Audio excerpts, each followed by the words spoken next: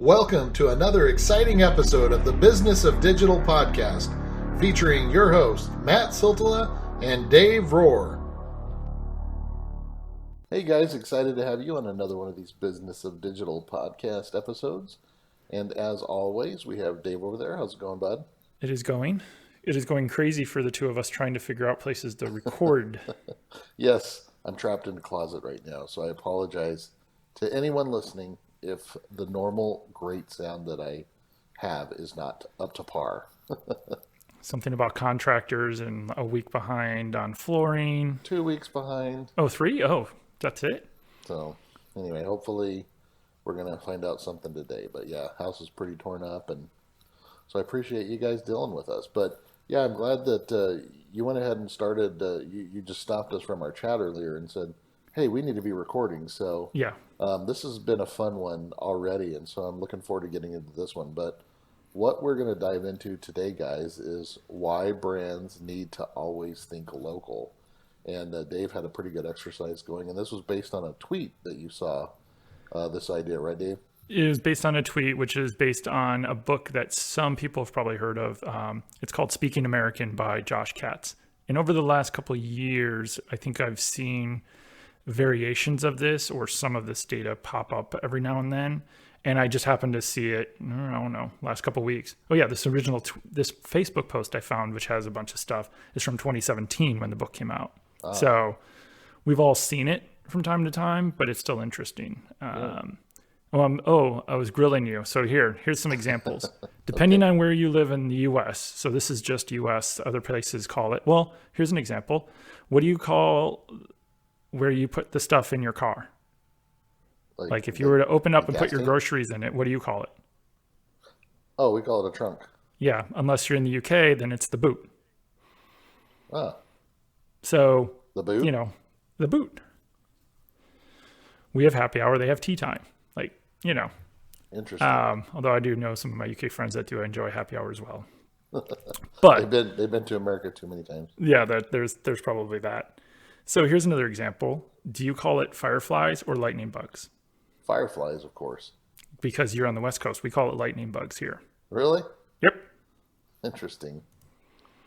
Do you call it a tag sale, rummage sale, yard sale, or garage sale?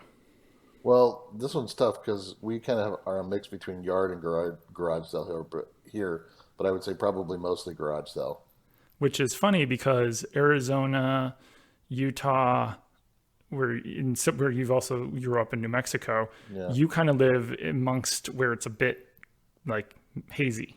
They cover both of it, it seems. Like parts of Arizona is yard sale, part is garage sale. Oh, well, hey, I fit the thing perfect then. Yeah, because you're kind of like, I don't know. Pop, soda, Coke, Coca-Cola, or soft drink? Soda. Yep. And we call it pop here. And I end up calling it, not all the time, I'd say soda most of the time, but every once in a while, like I do refer to it as I need a Coke, no matter what I'm talking about. Coke seems to be the one universal one. Yeah. Soft drink is a weird, like really small group in the East Coast. Yeah, I've never referred to it as that. Like, would you like a soft drink? You mean a pop? And then up here, Coke is headquartered in Atlanta, so it makes sense that's where they got Coke. In the words of Happy Gilmore, if I spoke like that, I'd have to kick my own, I don't know if you remember that part from Happy Gilmore. If I dress like that, I have to kick my own. Yeah. Just kidding. Sorry for all you people that call it soft drinks. I'm not. So there's a very, very small group that says Yints, Pittsburgh. We should ask Mr. McGinnis, who's from Pittsburgh. Parts of New York, Jersey, and Pennsylvania, they say yous. What are we talking about? You guys or y'all? Oh, you guys? Yeah. The only place that y'all shows up is the South. And it's really, there's a distinct border between the quote unquote North and South where y'all and you guys is. And I only say y'all when I'm making fun of y'all that are from down there. Except Kentucky, because Kentucky is silly and they say you all. But they're also right on the border, like smashed. Fun fact. Half of my my mom, that's where we all come from, Kentucky. But I've heard that there's an east or a west side of Kentucky, and depending on which side you are, you're judged. And so I don't know exactly which side we're on, so I'm not going to let you judge me. Someone's judging you because I'm sure they know. All right, last one, and then we'll actually get into why the heck this matters. Gym shoes, sneakers, or tennis shoes? Sneakers. You are not from the East Coast, the Northeast, How did you know? because that's the only place, according to this, that says sneakers. Really? Although you are a sneakerhead, so I think that may be why. Ah, gotcha. What am I That may supposed to say? Refer to tennis them as? shoes. Most of the Oh, U.S. is okay. tennis shoes, except Chicago and Cincinnati, where we say gym shoes, which is true. I'm just trying to think because, like, I grew up saying gym shoes because I you wore think them to you're. gym, or you didn't wear them to play tennis. You wear your tennis shoes to play tennis. I wore shoes, or I wear my basketball shoes. Like literally, there's words and they have meanings. Well, yeah. I mean, I could see that I've used tennis shoes a lot, but I would say that I've been heavily influenced over the years of being kind of a sneakerhead that I do call them sneakers. So that's a good point there. But then there's a bunch of other examples, like the last one I know that was like semi truck, 18 wheeler, tractor trailer. It all Semi depends truck. on where in the US you are. Yeah. And I thought that was interesting because so often when you're doing keyword research for my clients, I don't have to worry about these. But when I work with local ones, I do start asking more questions around what do people call things? Like, is there a weird, like, as I dig in, it's like, is there a weird name for this? Or what do people really say? Or how do they say it? Yeah. Give me some direction. So when I do keyword research and it comes back fireflies and lightning bugs, which one is actually, which one will make us look like we actually know what we're talking about and we're really local and it's not like we're some national brand or some consultant based it somewhere else that has no idea how the locals speak. Well, it's fascinating for me to think about all this because, as you know, I lived a couple years in the Fiji Islands, and it was always amazing to me. Like, it's just a small island, but when I'd go to one place way over, on one of the other islands, because it consists of like 300 islands, but only a couple big main ones. But no matter where I'd travel, there was like they have their own different dialects, and Oh yeah. like different areas where they would leave this word off. Like you basically have the same exact language, except certain words would be left off and the way it was pronounced, and so you'd have to like pay a little bit closer attention to exactly what they were saying because they were leaving certain words out of the same thing. And so I don't know, it's just fascinating to think about that with Well, in language and Chicago, because I say Chicago. Chicago. Yeah, just the way I say certain words like Chicago. Illinois, not Illinois.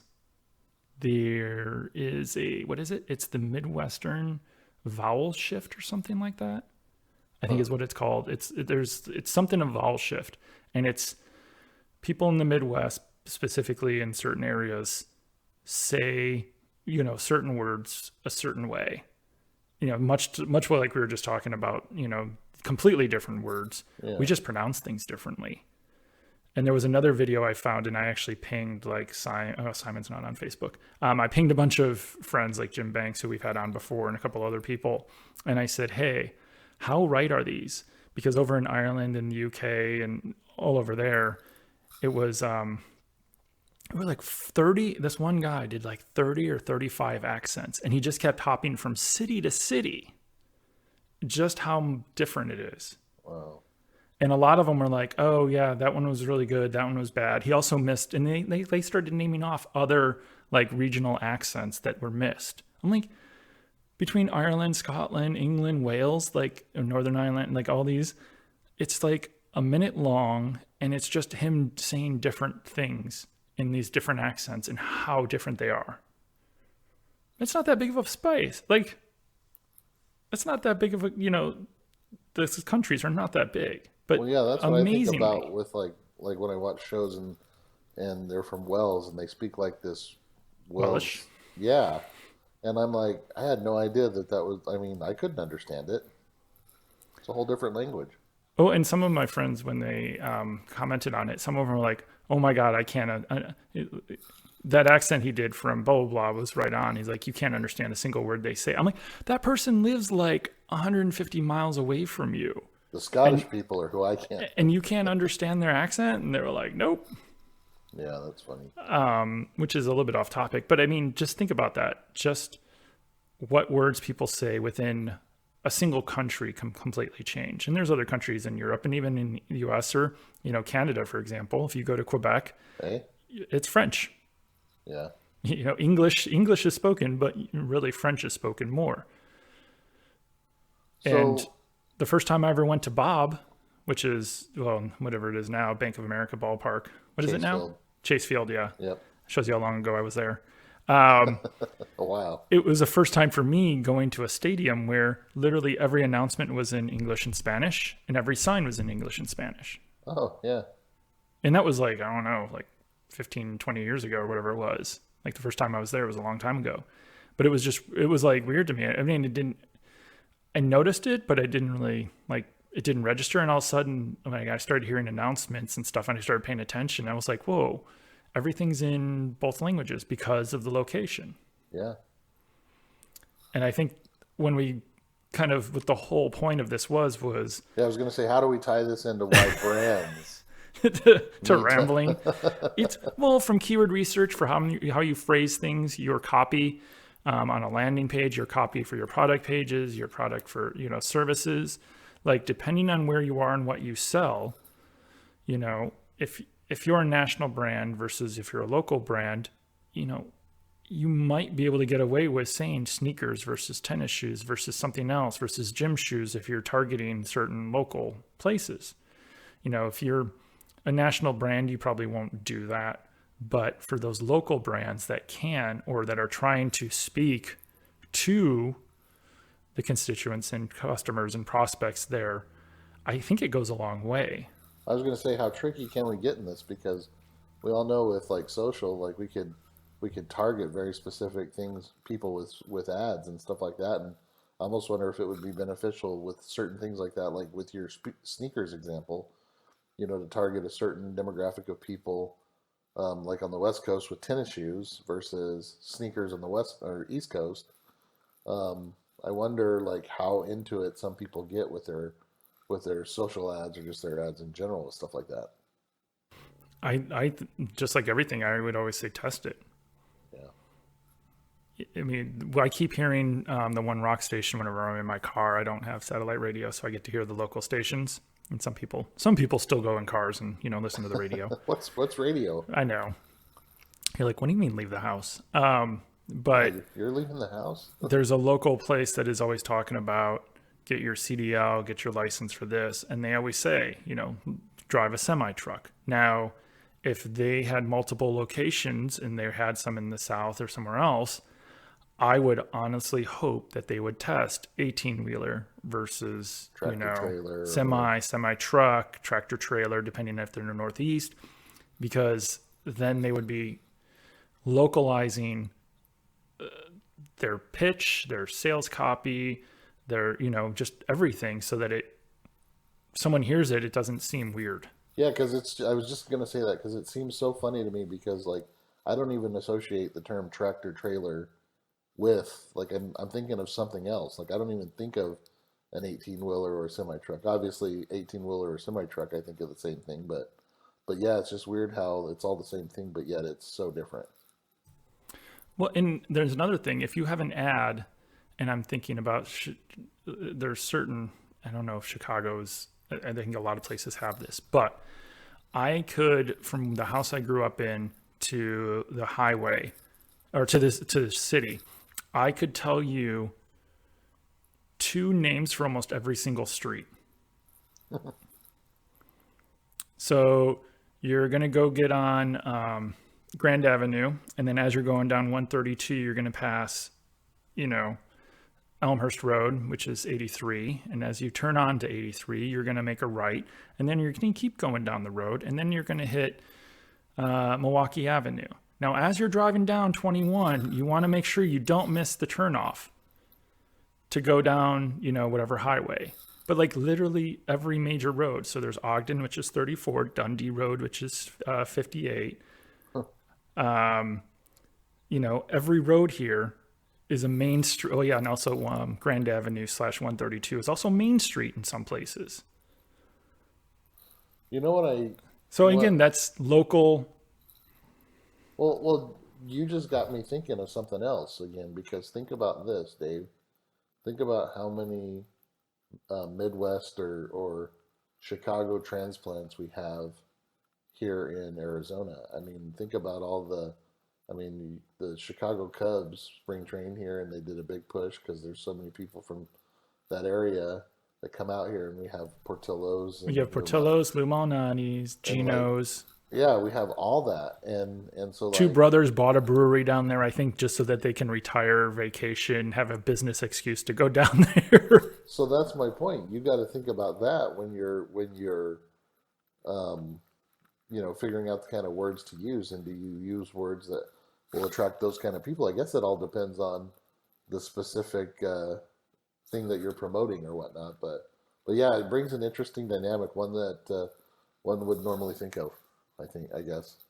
Well, I think when people do queued research at a national level, for at least in the US, you don't worry about localization. You don't worry about miscommunicating or misunderstanding like you would if you were going, okay, well, here's the keywords that normally people search for in English. Now we're going to target Spanish speakers in the US, or we're going to target someone in Quebec, not just Canada, or, we're going to go for international keywords. Now we need someone to translate it. We need them to translate it not just direct, but, there's localization.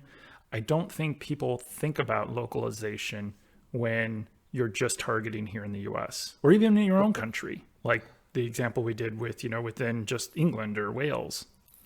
And other factors, if you've lived in other places or if things have changed like that. Like for example, when I first moved to Fiji, they would call the apartments or whatever that you lived in flats, and that came from their influence when they were owned or whatever by England. And of course, everyone over there calls it a flat. And so, like, even I catch myself over here when I'm talking about things like that. I'm like, oh, you're gonna check out that flat, and people look at me like, what? What are you talking about? I'm like, oh, apartment. Is it talking about an apartment? Yep. Or a Yep. condo. Yeah, exactly.